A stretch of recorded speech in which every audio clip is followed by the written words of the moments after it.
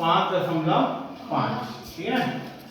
प्रश्न संख्या निम्न आकृतियों में x और y का मान ज्ञात कीजिए। प्रश्न हमारी 5.5 का प्रश्न दूसरा।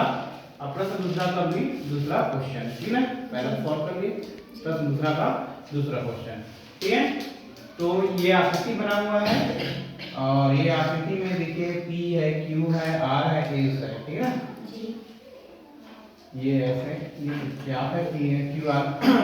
यहाँ पर ये x कोण है, x का मान निकालने के बोला है यहाँ पर, और किसका मान निकालने के बोला है, y का मान निकालने के बोला है। इसको हम लोग थोड़ा हाइड कर देते हैं, मतलब हाइड ये कोण, ये एक चाप है ना जी, और इस चाप में ये कोण और ये कोण बना है कि नहीं बना है, बना है ना जी जी। तो वृत्त के कोण तो पढ़ेंगे, क्या होता है, एक ही चाप में बने रहते हैं वो कोण क्या होते हैं, बराबर होते हैं। ठीक है ना, ये P और S चाप बने होते हैं। ठीक है ना, वो आपस में क्या होते हैं, बराबर होते हैं। ये PS चाप में, ठीक है ना, PS चाप में कौन से कोण बने हैं, एक Y कोण बना है और कोण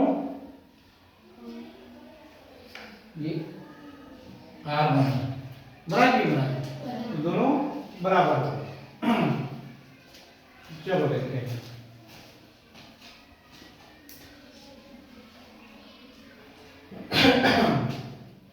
तो इसको लिख देना, दिया है, सबसे पहले क्या दिया है, हल करोगे तो दिया है, यहाँ लिख देना, दिया है, क्या दिया है, x इक्वल टू 2y दिया है, ठीक ना, x इक्वल टू 2y। ठीक है, और यहाँ पर लिखना, यहाँ लिखना, हम जानते हैं, हम जानते हैं, ये हम पढ़े हैं, ठीक है ना, कि एक ही चाप पर उसके सम्मुख कोण, उसके सम्मुख वृत्त, एक ही चाप द्वारा, एक ही चाप द्वारा, एक ही चाप द्वारा, ठीक है ना, उसके सम्मुख वृत्तखंड पर, उसके सम्मुख वृत्तखंड पर बना कोण,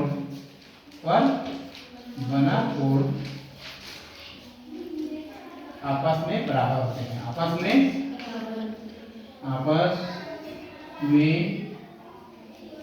बराबर होते हैं।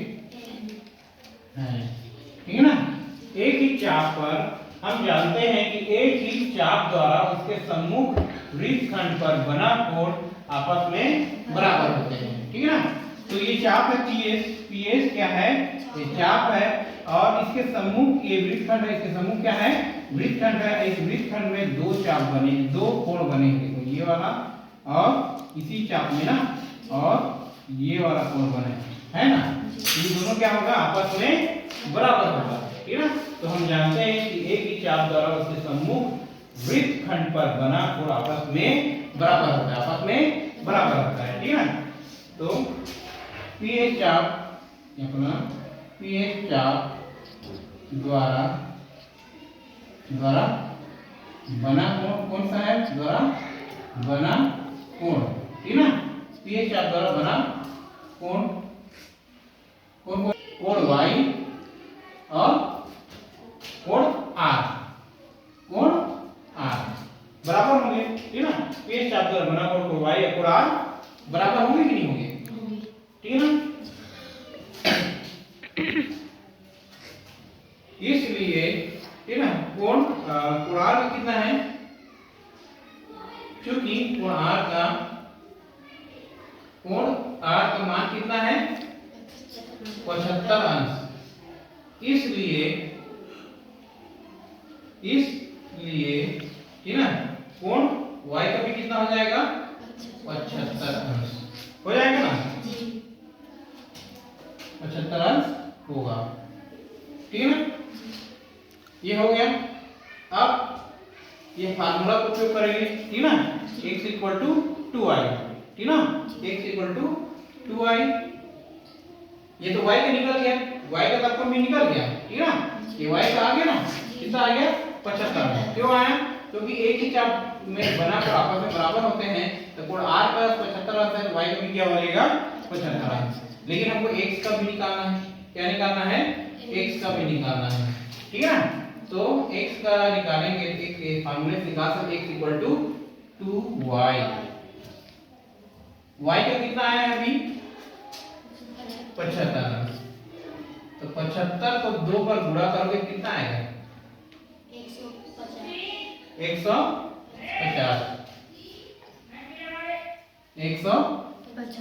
अंश, ठीक है ना, 150 अंश, ठीक है। तो ये आ गया आपका x का वैल्यू और यहाँ पर आ गया y का वैल्यू, ठीक है ना। यहाँ से x इक्वल टू 2y से हम यहाँ से x कितना आ गया 150, ठीक है ना। तो x कोण का मान कितना आ गया 150 और y कोण का मान कितना आ गया 100, y कोण का मान कितना आ गया 75 आ गया ना, और x कितना आया 150। ऐसे भी कर सकते हैं, ये दोनों कोण को जोड़ोगे तो इसका आ जाएगा, ठीक है ना। अगर ये सब एक ही चाप में बने हैं, ठीक है ना, एक ही चाप में बने हैं और केंद्र पर जो बड़ा कोण होता है तो इसके जो जोड़ोगे वही इसका मान आएगा, ठीक है ना, समझिए। तो नोट कर लो, ठीक है ना। ये कौन सा है, एक ही चाप में जो जितने भी उसके समूह वृत्तखंड में जितने भी कोण बनाए जाते हैं आपस में बराबर होते हैं, ठीक है। एक बार और बता देता हूँ, क्वेश्चन क्या पूछा था कि x इक्वल टू 2i निकालना है आपको, तो दिया गया है x इक्वल टू 2i। हम जानते हैं कि एक ही चाप द्वारा उसके सम्मुख वृत्तखंड पे बनाकर आपस में बराबर होते हैं, ठीक है ना। तो PS चाप है, यहाँ पर PS चाप द्वारा बना कोण कौन सा है, एक तो कोण y है, क्यों भी बोल सकते हैं, क्यों बोलो चाहे y बोलो, ठीक है ना, कहीं है तो कोण y है और कोण r है, तो आपस में क्या होगा बराबर होगा, ठीक है ना। क्योंकि कोण r का मान कितना है 75, इसलिए कोण y का भी मान कितना हो जाएगा 75, ठीक है।